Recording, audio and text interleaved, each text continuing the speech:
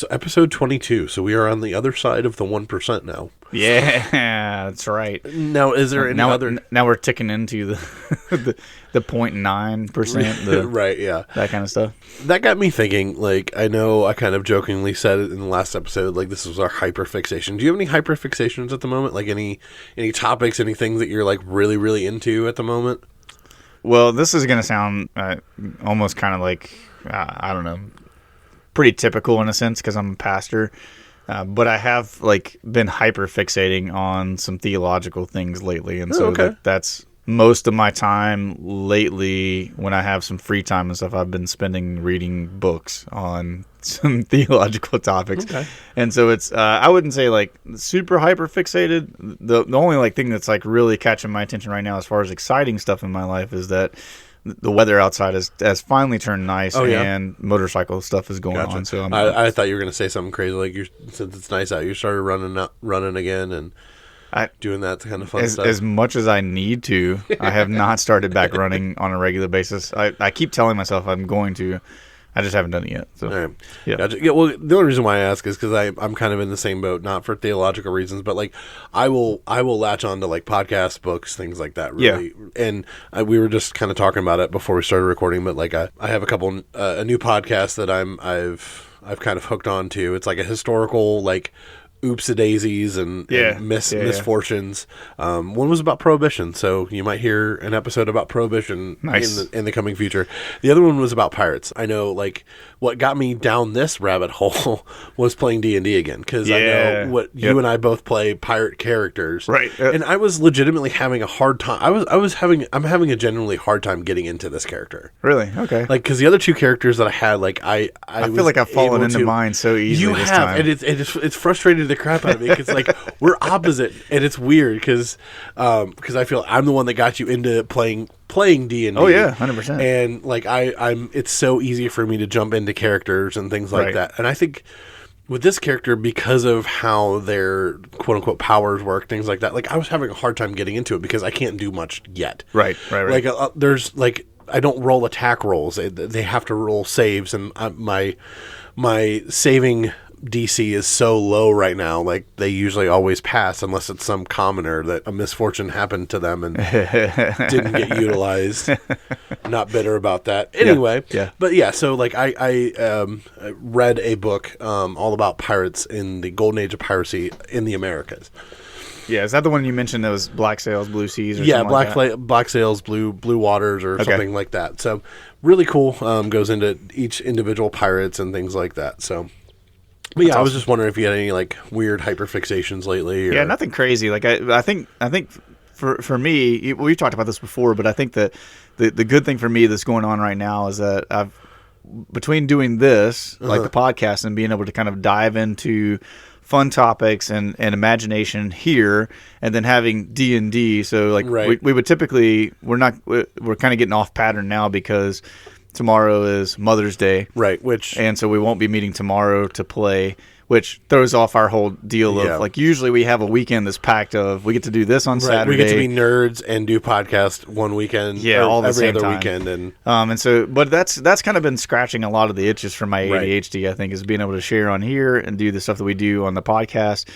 Also being able to go and play D&D on Sundays has been really good for me, and so I think that's why I haven't had to have something that's a real big hyper fixation for me. Right. And like I said, I went out, so I need to take a second to apologize to everybody that lives in Northeast Ohio, because we're just coming off of, now it's beautiful outside, but we're coming off of 5-6 days, 7 days of straight rain and just terrible weather, nasty and that's all my fault. Because what did you do? Well, the way it works is every single year when I go out, get my tags updated, get my motorcycle permit updated, and do my oil change on my motorcycle. Once it's ready for me to ride again, the weather does that. And so we get 6 to 7 days of just crap because the Lord's well, I'm glad you had plans, bud. It's can't you do that the one 70-degree day in February? Well, that's what somebody told me. They were you got to start doing that in January, bud. We'll buy you a heater for your garage or something so you can just get everything ready. And I'm yeah, that's super fair, actually. The things we've been doing in life, I think in general, have just been kind of scratching a lot of the itch that I have for that kind of stuff. So aside from that, I have a question for you. Okay. So this one just came to me. I was at lunch and I was thinking about this. And if you had to choose between only ever being able to eat dry cereal or dry salad, which would you choose? Oh. And I'm not. And here's the big caveat. Yeah. It can't be eating cereal as a snack. You still have to pour it in a bowl and eat it with a spoon. So you go through all of the motions of eating it. Yeah. But it has to be dry. And then salads, it's just a salad. So I mean, it could be like a Cobb salad. It could be but the cereal you have to eat it with a spoon, like you're have to eating eat it with a normal spoon, no cereal milk. in that sense. Salad, you have to eat it but no dressing. What's the caveats on the salad? So the salad, like you can have all the veggies in it, like the tomatoes, bacon, like all the other ingredients. You just cannot have Just salad no dressing. Yeah. But can I have like? Because some places have like pepperoncinis and yeah, beets, like all things along those lines. You can have all the fixins in the salad. Oh, okay, I'll take the salad then. Yeah, 100%. Like I'm the same way. Like I will snack on cereal, Yeah. but like I couldn't like pour it in a bowl and eat it dry. I can literally feel the roof of my mouth being destroyed just talking about like eating the cereal. And so, yeah, I think for me, just because of the myriad of different flavors that you could add into a salad, because if I can put bacon bits, if I can put like I actually love pickled beets, which is a normal thing on dude, that's awesome. Yeah, most people don't like, but like they're on salad bars. Oh yeah, I will. I load those up. Yep. Pickles, like a lot of times, are on salad bars. I'll do like banana peppers, Yep. Ham, turkey. Like I know there's a place that we go to. It has like the big cubed, like the long, cubed like ham, turkey, right? So those kind of things. I think as long as that's an option, like if it was just straight lettuce and maybe like carrot or something like that on there, then I'd be out because I can't. I hate the taste of carrot. And and you don't like tomato in certain forms. I don't like raw tomato. Gotcha. Yeah. So like if it's a matter of tomatoes being on there and that's the only thing that's adding any flavor other than the lettuce, I'm out on that one too. So, but yeah, if I can have all the toppings, I'm definitely going for the salad because I love cereal. I really do. So do I. But I go in dry spurts, cereal, just man, it will destroy you. Yeah, I go in spurts with cereal. Like I'll be all about cereal, and then I'll be like, I'm okay. It's been years since I ate cereal on a regular basis, and only because I typically don't have time. Right. Like I'm usually just grabbing whatever's like. Well, most mornings, I do a protein shake before I leave out of the house, and so it has almond milk, berries, protein powder, my greens. Like it mixes everything in together, so I get like a super nutritious and kind of beefy shake to take with me out the door. But that's what I consume for breakfast just about every morning because I don't have time to do anything else. I make that in like 2 minutes and blend it up and tote it with me as I take Sky to school and then go to the office and everything. So, but yeah, I love cereal. Yeah, but without milk, that's a rough go. Without milk, cereal is nothing. Yep. So faith without works and works. Cereal without milk and milk without cereal. Yeah, that's funny. Or the book of James, diving into faith, and so we'll say the book of Josh now says. We can't say Joshua because that is an actual book of the Bible, but the book of Josh is. Yeah. That's good. All right, well, let's kick this thing off. Good morning, Josh. Good morning, Josh. Recognize me? No? Well, I'm Josh. I got suspended from school because of Josh. You're going to be there with me in every way imaginable, Josh. Josh is truly in a trance, yes. I went to high school with Josh, and I can tell you right now, he's a terrific kisser. Hi, I'm Joshua. Josh, these are people's jobs we're talking about, Josh. Thank you very much. Hi. Josh walking in the door wasn't even close. Josh, you are a muffin-snuggling pirate puncher. Josh is a good guy. We can talk to him. Please welcome Joshua. Josh.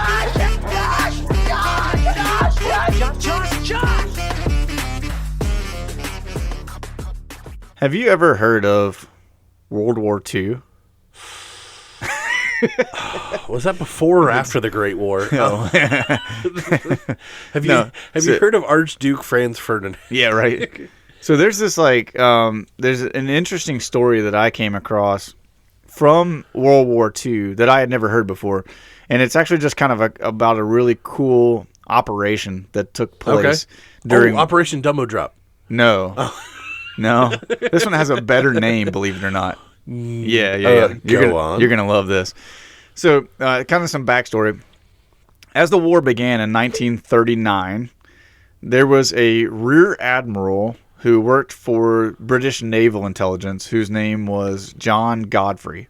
Okay. So John Godfrey, at that point in time, wrote and circulated something that was called the Trout Memo.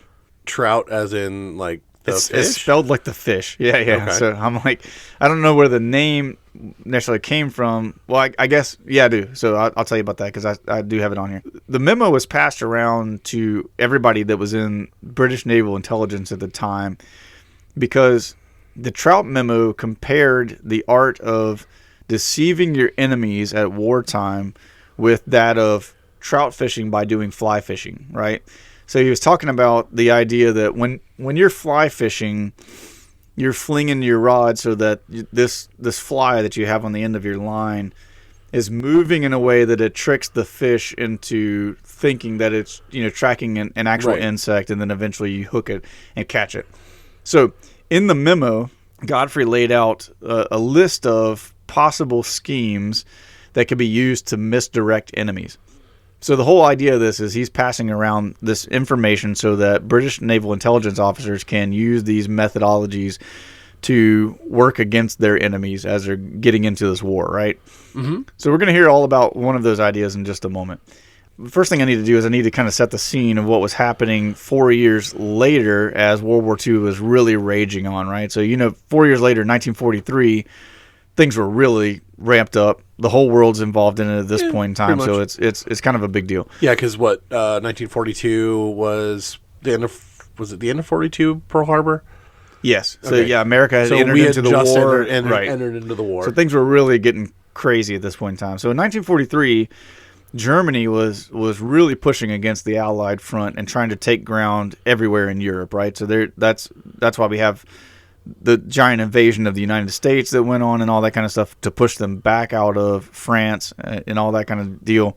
There's a lot of movement that's going on, and the British were seeking a way to gain some headway, right? Like we need to gain some ground on Germany so we can kind of push them back where they belong. Mm-hmm. In order to solve this, British intelligence began to search for a dead man.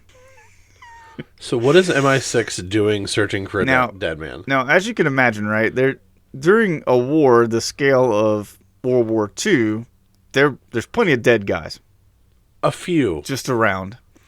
Because, it's the middle of the largest war that we've ever seen on the face of the planet. Right. But here's the thing is they needed a guy that didn't have a backstory.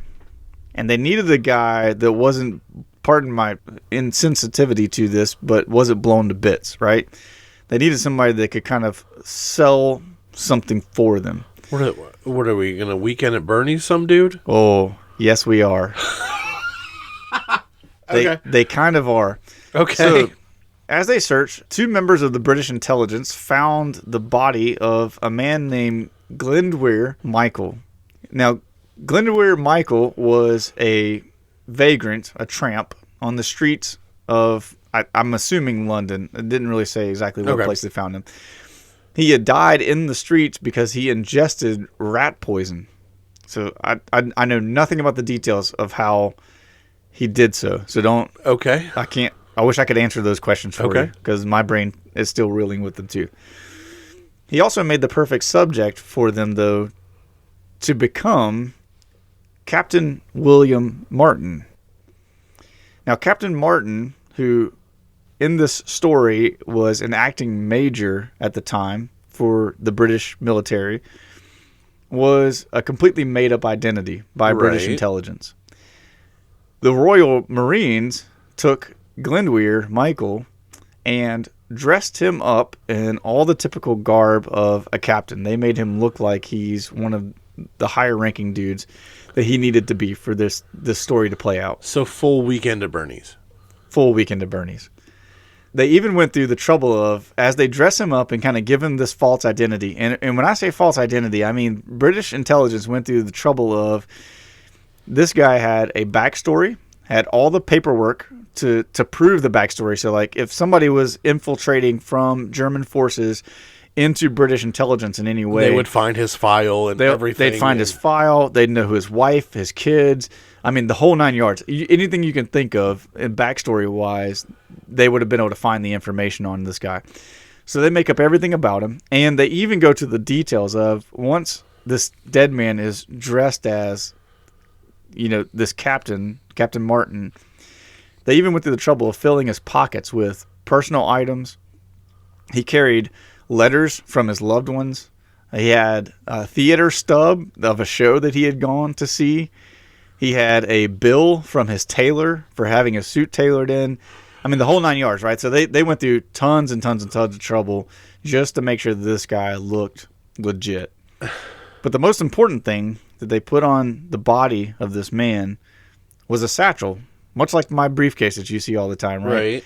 So he had a leather satchel that was on him that contained fake plans outlining an Allied invasion of Greece and Sardinia. Now, this is important because up to this point, Hitler and the German forces believed that the Allies were headed to Sicily to try to take back the city of Sicily. Right. They wanted to misdirect Hitler. A few countries over to Greece. Get him out of the way, right? So they can go in and take Sicily back. So the Allied forces knew that they would have a really long, arduous battle if they couldn't get the German forces away from Sicily when they arrived. So they enacted this plan of dressing up a dead man as Captain Martin. And here's why I said that the name of it is so good. The name of this operation was called Operation Mince Meat. See, okay. Knowing history from that time, things like that, like Mussolini was way too busy in Ethiopia at this time trying to win that, which he didn't. Which is crazy. Yeah. But, like, spending all these forces in Africa when a dead guy essentially... Oh, my gosh. Just wait to hear the results, right? So, in April of 1943, the British Navy dropped off Captain William Martin, full garb with his satchel, afloat off the coast of Spain, where eventually he washed ashore. The Spanish, who were sympathizers with the Nazis at that point in time, found the body with the plans, took the body with the plans to the Nazis, who took him to their commander, who took him to Hitler. So they're toting this guy around right now. So which is the funniest thing of all of this to me, as we're thinking through this story, is the fact that we have a guy who was a street rat in somewhere in England that has now been dressed up, paraded around, given all this stuff, thrown in the water, picked up by the Spanish, handed off to the Nazis, handed off to the commanders, now has made his way to Hitler himself with these plans and everything that he has. And so Hitler reads all the stuff that he's got on him, kind of goes through the whole thing, and he buys it hook, line, and sinker, the whole deal. So Hitler diverts his troops from Sicily to Greece and Sardinia. And when the Allied forces invaded Sicily in July of 1943, they were met with very little resistance and took the city almost immediately. So this was considered to be a huge part in the turning of the tide of the war in Europe.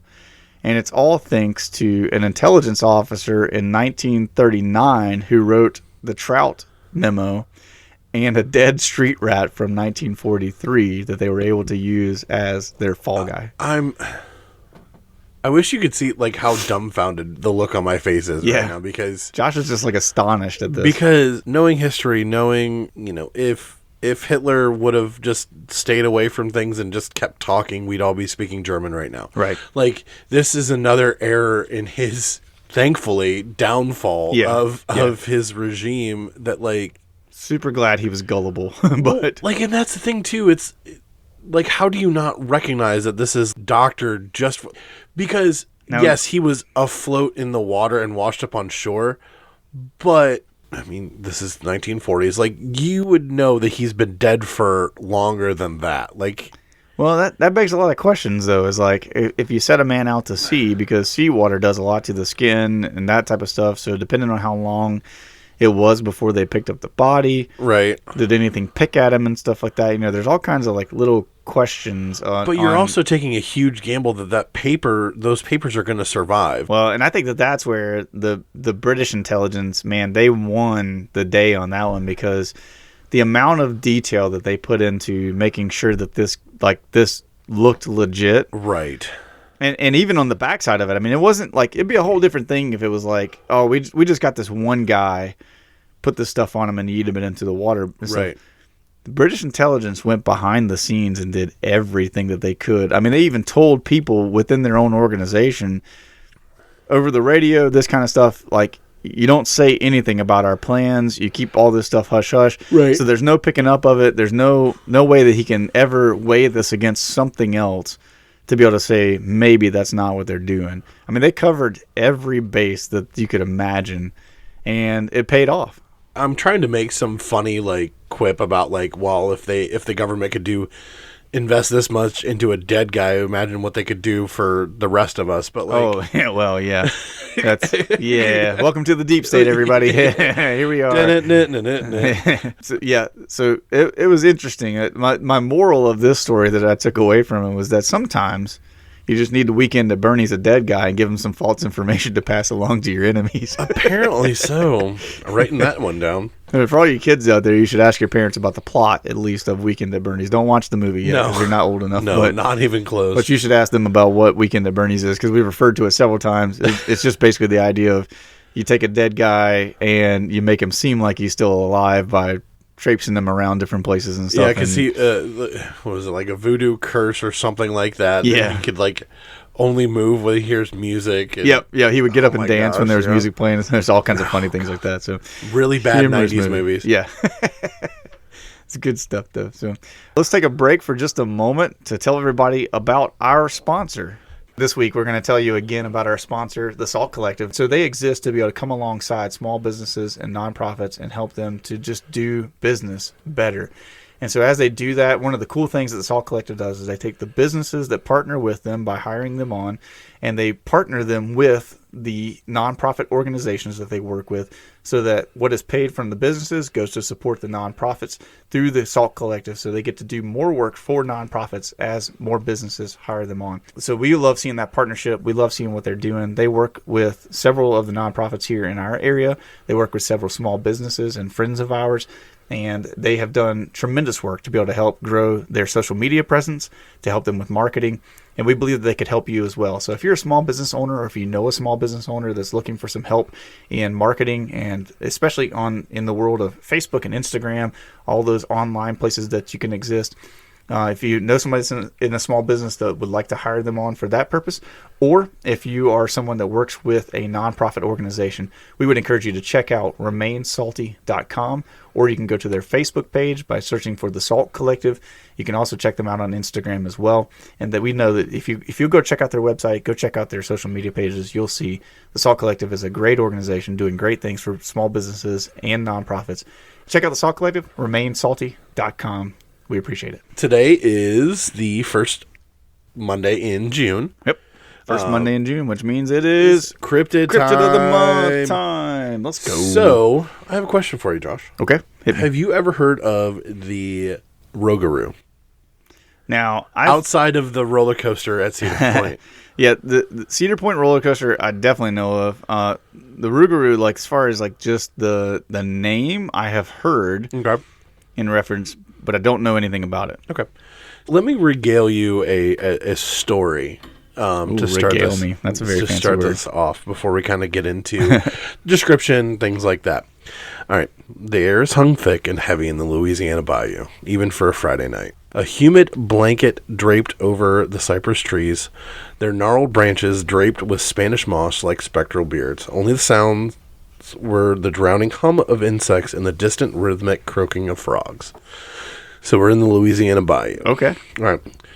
So Pierre Landry wiped a bead of sweat from his brow, the oppressive heat doing little to cool the unease settling in his gut. He was headed home from a late night at the fishing docks, the path through the swamp, a shortcut he usually took without a second thought. Tonight, however, the familiar twists and turns felt alien, the shadows deeper and more menacing than usual.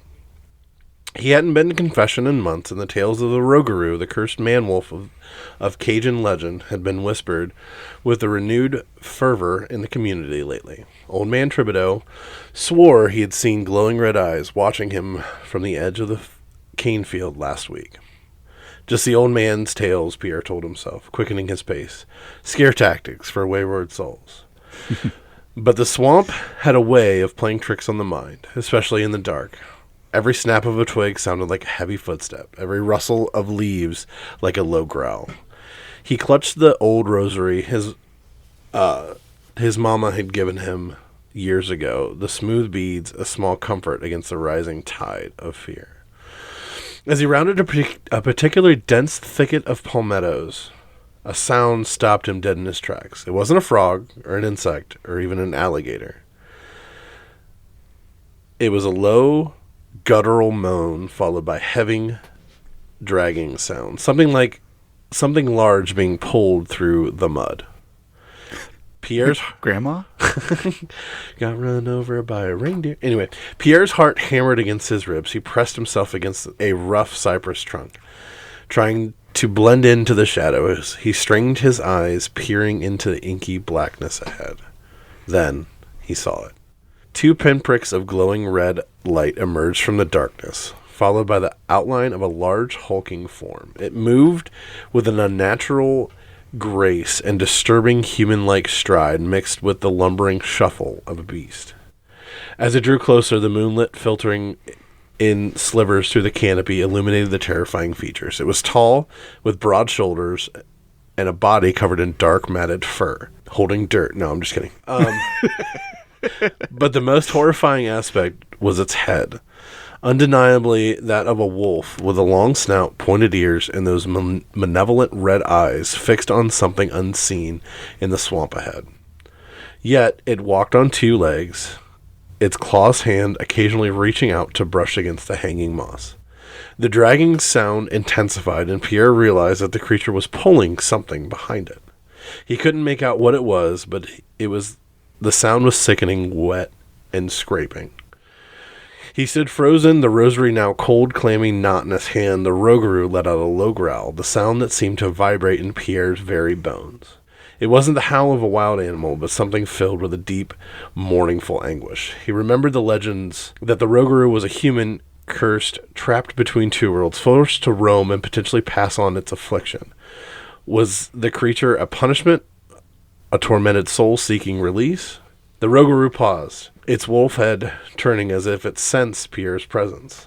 The eyes seemed to bore into the shadows where he hid. Pierre squeezed his eyes shut, whispering a desperate prayer, clinging to the hope that the creature would be repelled by faith. An eternity seemed to pass. When he finally dared open his eyes, the red lights were gone. The dragging sound had faded into the general symphony of the swamp night. Trembling, Pierre waited a few more moments, the silence now more terrifying than the sounds had been. He slowly pushed himself back away from the tree, his legs unsteady. He didn't look back. His shortcut forgotten, he stumbled through the swamp, the longest and most frightening walk of his life, until he finally saw the faint, welcoming lights of his home.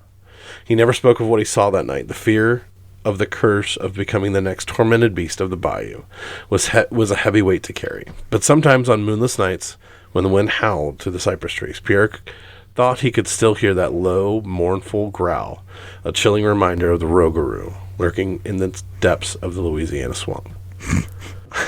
Wow, that's a great story. Grandma, what really big claws you have.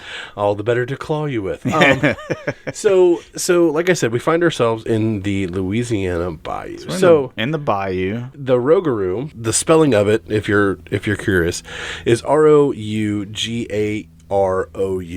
Mm-hmm. This is a very French, very Creole, like I was about to say deep South Louisiana. So a lot of it you'll see like with an X in it, with the GAU, or actually it's ROUX in this one. I know like when they spell go, it's GAUX. Yeah. Sometimes So a lot of Creole. So it's a legendary creature deep rooted in Cajun and French Canadian folklore, particularly prevalent in the swamps and the bayous of Louisiana. Essentially, it's a variation of the European werewolf, or loup-garou in French, which translates into wolfman. Oh, okay. So I didn't know that. That's- So it makes a lot of sense. So the Rougaroux, obviously from the story, is a very like werewolfian type animal. So it's a humanoid creature, head of a wolf, walks on 2 legs, glowing beady red eyes.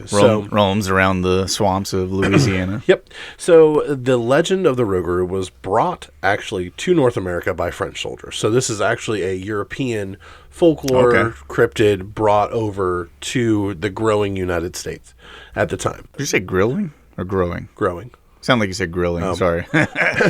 All I could see was the United States, like Yeah, as a steak, like laid on top of a grill, just sizzling. No, Why that's is it just so Texas. hot here? It's Texas. I mean, not it is Louisiana. It's so humid. So basically, it was the French moving over into Louisiana, the ones that settled into Louisiana, adapting to the local Cajun dialect and culture, and then that's where the phonetic shift came from the Loup-garou to Rougaroux. Right. I mean, it sounds very similar. I know my French is terrible, especially like my French Cajun. That's one I never could grasp was French. Yeah, I mean, it's, if you know Latin, I don't have the ability to sound that lame. Yeah. I'm just kidding. Well, it's like, I mean, what is it? Italian and Spanish kind of are very similar, adjacent. They seem more similar, so than like French in either of those 2 languages, I think. And then there's German. Jawohl. So descriptions of the Rougaroux vary, but like I said, most commonly depicted as a large creature with the body of a man, head of a wolf, or a dog. Some accounts describe it as a large, hairy, bipedal beast with glowing eyes, while others suggest it can shapeshift into animal form. So, Interesting. Okay. Which I hadn't heard that one before. I mean, when I think of like humanoid into animal form, my mind automatically goes to Skinwalker. Right. Which is another cool one that we'll have to dive into that at some point in time. There's so much to deal with the Skinwalkers, though. Especially like having family from the Appalachian Mountains and things like that. Like that's where if you hear your name at night in the Appalachian Mountains, you didn't hear your name at night in the Appalachian Mountains. So. La la la la la la la la da da da da da. Put on my pretend earmuffs. So the habitat, like I kind of said, they are said to prowl the dark, mysterious swamps, bayous, sugarcane fields, and woodlands of Louisiana, particularly in the greater New Orleans area. Now, did they believe that, like, so for the Rougaroux, is it a curse in the sense that, like, oh, you're going to get in that? Sorry, I'm jumping the gun. That was actually my next. So the origins of, or how one becomes a Rougaroux. So this is one of those things where if you are following this list, that's how you could become. A lot of these like cryptids, things like that, are more so cautionary tales that older people tell to children. Right, either to scare them from being out late at night, that type of thing, or a lot of times, like, some of the ones we've dove into so far, like last time, the Venezuelan space dwarfs, right? When we consider those, most of the time it is just there's a number of people that have seen something that's really strange, right? And there is no like lore behind it necessarily, other than just like there's interactions with these creatures. Right. This is one that actually has like a little bit of a story behind it in the sense that exactly. So the first one is breaking Lent. That if you break Lent, like whatever you give up for Lent, if you go against that, you become a... So a prominent belief is that a person can be cursed to become a Rougaroux if they fail to observe the rules of Lent for 7 consecutive years. So if you break a mirror on Lent, you're going to get 7 years of Rougaroux. That's funny. That's wild because you got to feel like if that was true, that there'd be more people like intentionally trying to break it. Like I'm gonna become a werewolf. Right? Yeah. Some believe it's a witch's curse. Some suggest stories where a witch or voodoo priestess can turn someone into a Rougaroux. Interesting. Contagion. If a Rougaroux draws another human's blood, often by biting them, the curse can be transferred to the victim, who becomes a Rougaroux for a set period, often 101 days or 101 Dalmatians, whichever comes first. The human form is... That's 101 days. It's very specific. That's very specific. It's very, very specific. That's an interesting one. So that must have been something to do with a curse. But that's kind of funny because that's the werewolf line that we know of, right? Like that's very typical of what you see. And I think that it doesn't say when that started to become a thing. I mean, I would say like more modern things where werewolves were more prevalent, things like that, where there's actually like a set rules, like, you have your vampire rules, like, right. So the human form is regained during the day, but the afflicted person cannot tell anyone for fear of being killed or remaining a Rougaroux. So basically, if you don't talk about Rougaroux. Yeah. The first rule of Rougaroux is don't talk about being Rougaroux. a Rougaroux.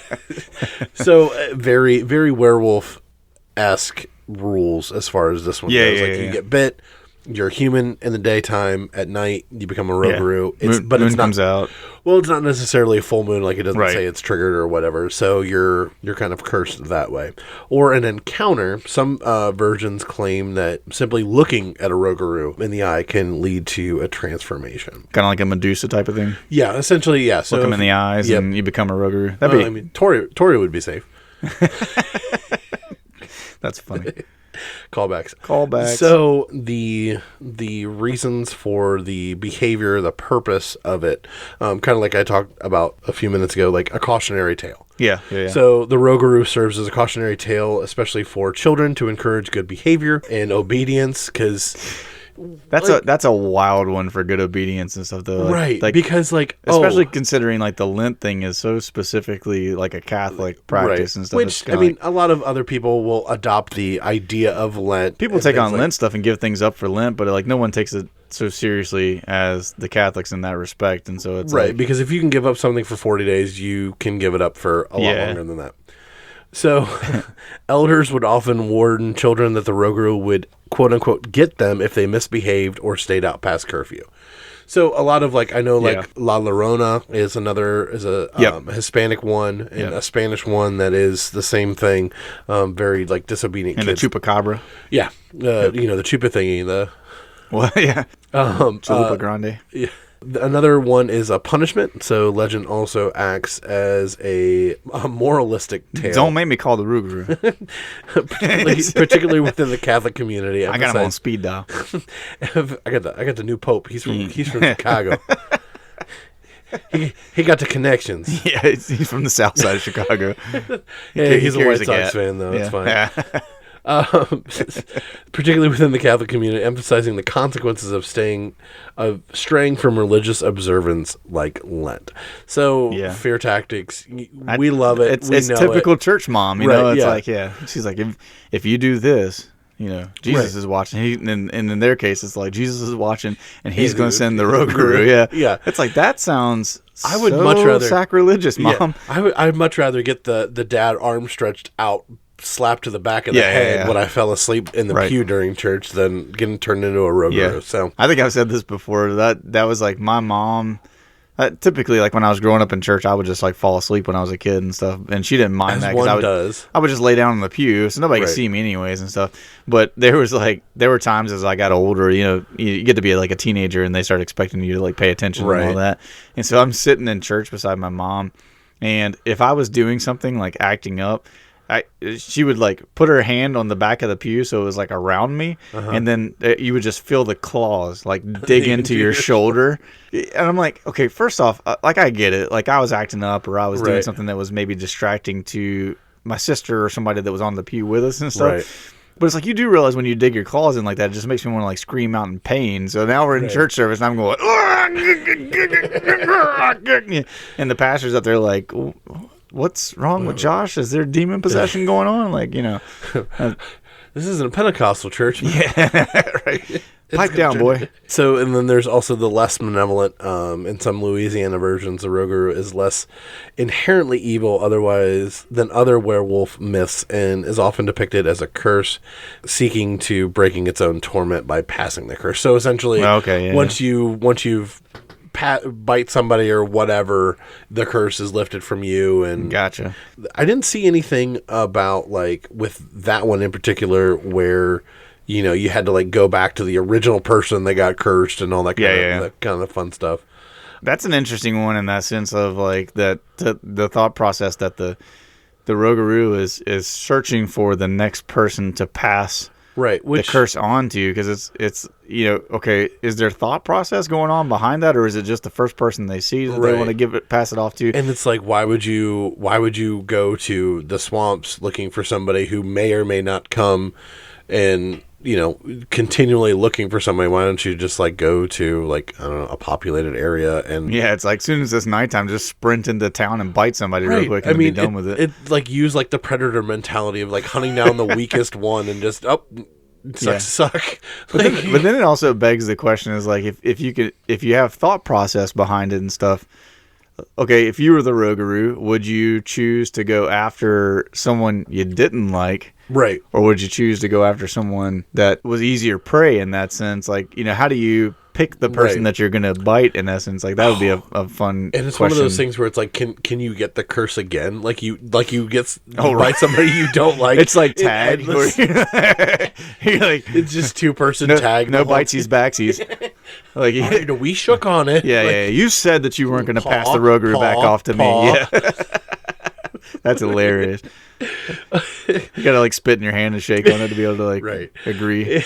That's hilarious. So tell your best friend, like you guys are making agreements. You're like, hey, listen, if I'm ever the Rougaroux, I promise I won't give it to you. Right. I'll give you that little wink, like, clink. Yes. Oh, okay. I won't bite you. Don't worry, buddy. This is my new dog. Yeah. Can you imagine, like, even if you were like just the same size, you're like, I'm a 6'1" werewolf creature, just walking around, and you and I are hanging out together, and you're like, this is Fluffy, my dog. This is Lupin. I call him Professor Lupin. People were like, wait a second, I know that story. Something seems off here. So there's some protections against the Rougaroux. Okay. Silver bullets. Silver is actually on here. Yeah. I figured that had to be one where it came from. While not universally emphasized as a traditional werewolf lore, some stories suggest that silver can repel the creature. So again, it gets into the werewolf lore and things like that, which actually I just found that interesting, where it's not as universal as we think it might be, is silver as a deterrent for werewolf. Yeah. So the other one is... So real quick along the lines of the silver thing, at one point in time I heard, and of course everything's rumors, but at one point in time I heard that was the reason why silver ever became valuable in the first place. Really? Was, because like gold, diamonds, those kinds of things, it was a matter of like people searching for them, and they became currency in that sense. Silver, in large part, has never been the measurement for currency. True. It was just seen as a precious metal because it was malleable and you could shape it and all that kind of stuff. But there's a theory behind it that part of the reason why silver ever became as popular as it was is because people desired it so that they could ward off werewolves. I'm like, that. I mean, that's kind of cool. It's one of those things where it's like, it sounds so crazy, but it makes a whole lot of sense. Yeah. It's like, if you're fearful of those things and stuff. It's like one of those things like vampires are the ones spreading the information of like what quote unquote kills them, or they don't like. Like garlic, they actually love garlic. So blah, I hate garlic, blah. And so meanwhile, he really likes garlic toast. Seasoning their food. Like, it's like that's hilarious. I didn't even think about that. Like, it's the only way white people will actually taste good is if they eat garlic. So somebody asked somebody else, they're like, "Why do you just like constantly smell like you've been in an Olive Garden?" And they're like, "Because of vampires." What do you think, man? So the other protection is 13 objects. So common belief is that the Rougaroux cannot count past 12. Yeah, this one was wild. I love that. That's great. So therefore, placing 13 small objects like coins or pebbles by a door or window is said to distract the creature, making it endlessly try to count them until sunrise, which at point it retreats. That is wild. Like, you're going to tell me the defense against a giant wolf that walks like a human is the fact that he can't count? Like, he's just going to... I put out 13 pebbles across my doorway, and the werewolf's just going to stop and be like, "Oh, that's way too many." Oh, wait, I can't do this. So I have 4 toes on this paw, 4 toes on that paw. Like, I can't. Yeah. Well, it's like he just keeps getting to like 12. He's like 1, 2, 3, 4. He's like 12. There's another one. 12. What do I do with that? It's like 1, 2. I'd like to think that any creature that was intelligent enough to be able to count in the first place, right? That's like That's a wild one to me, man. it's like my own wild like zombie apocalypse take is I'm just gonna break into any sporting goods store that I can find, and just line my entire house with treadmills. Yeah. I've seen that before. They're just out there walking. The key is to get those treadmills that produce power. Right, yeah. And then you get enough zombies on there, you get unlimited power for your house. Yeah. You just daisy chain them all together. But yeah, I thought that one was wild. That's 13. hilarious. In coincidence, do you happen to know how many bullets a Glock 19 holds? 13? 13. So if I get 13 silver bullets, I got the ultimate defense against werewolves. So that's hilarious. It's one of those things where it's like, 1, 2, 3, pow, pow, pow, pow, pow, pow. Pow. He's like, I shot me 13 times. Dang it, dude. Every time. I'm never going to get rid of this curse. That's funny. So I thought this was a cool, because a lot of these cryptids and things like that have regional instances of them. I know, like Bigfoot. So like in the southwest or southeast, and then in the northwest, like you hear Sasquatch, you hear Bigfoot. Right. In the Andes Mountains and the Himalayas, you have the Yeti. And then in Ohio and Pennsylvania and West Virginia, you have the skunk ape. The skunk ape. So you have variations of the same creature. Yeah. So this is the American werewolf in London version of the of the European werewolf in Louisiana. Right. It's one of those things where it's cool to see different cryptids, but they have like a blanket species or whatever you want to call it. Where this is the but depending specific on region and what it looks like because of that region and stuff like that, it has and it's stories. one of those things where a lot of these cryptids, things like that, while that story that I read like is a really cool story, a bedtime story to frighten the crap out of your young kids because you hadn't been going to confessional. You go outside at nighttime. A lot of that stuff is where these come out of. Right. Is the urban legends, the stories passed down, cautionary tales. And the funniest part of all of it is that was either a dad or a mom at some point in time just trying to scare the crap out of their kids, and it turned into this urban legend kind of thing where it's like now we have these cryptids that are based around some random person was just like, oh, my kid keeps getting out of bed at nighttime, or my kid keeps staying out late at night and coming home later than they should and stuff. How do I get them to not do that anymore? And it's like, I'll make up a story about this terrifying creature that lives in the swamp or wherever. I love the fact that like that's where so many of these different things stem from. Some of them are sightings, it's like people just think you see something out in the woods, but then some of them are like legitimate people who are just like, nah, we're gonna terrify our children. Right. And it's one of those things where it's like inherently there's always some truth to jokes, there's always some underlying like truth, quote unquote, about these things where you have something that's unexplained and you kind of associate something to it. At some point in time in the bayou, there was a guy that went missing at nighttime, probably got eaten by a crocodile or whatever. I mean, statistically, But they, somebody saw something that same night that they couldn't explain. Right. This guy goes missing. All these kind of things pieced together, and somebody's like, "Oh, there's a 7-foot tall werewolf traipsing around in the swamp eating people." Exactly, and you look at some animals that have that glossy thing in their eyes at night, would help them see like, it might have been red for a fraction of a second. Right. He had red eyes. It's all those things like compiling in that folklore, and I find it fascinating. Where, I do too. Like, some of these, where you have, like I said, you have the overarching werewolf, but you know what? We're going to make it our own little thing. Yeah, so like the Rougaroux is like, that's a distinctively Louisiana, like down south kind of deal. Right. That I'm sure there's people down there that still like actively believe. Right. And I think one of the minor league affiliates for the baseball, they are the Rougaroux. So, oh, really? Yeah, that's awesome. So, I mean, obviously, a lot of these cryptid things like that, they play in pop culture. And like I said, there's the minor league baseball team. There's the roller coaster at Cedar Point. If the Rougaroux come to play against the Akron Rubber Ducks, we are going to go to that game. For sure. But yeah, so, I mean, like I said, I thought that this one was pretty cool, pretty interesting. That is awesome. Actually, the New Orleans Hornets, one of the names that they submitted was the Rougaroux. Oh, really? So interesting. So before we wrap up and kind of close out the episode, I've got a really quick hypothetical question for you, just to throw out there. Go on. This one's super simple. I read it the other day this was one I found on a Reddit post where I was kind of diving into hypothetical questions, and I thought it was funny. Would you rather get a tattoo of the last food you ate or the last drink you drank? So you should probably delineate what was the last food that you ate? The last food that I ate was a sausage biscuit from Burger King. Okay, sausage biscuit from Burger King. And the last thing you drank was my Redcon 1 energy drink. Okay, Redcon 1. Pretty cool looking can. I mean, yeah, because like Not this one's Cali Splash, so it's got like a lot of pineapples and tropical stuff, and I mean, yeah, It's not bad looking. I would do that. I mean, you have your blue Hawaiian Monster. Yeah, I was gonna say I just finished an ultra blue Hawaiian Monster.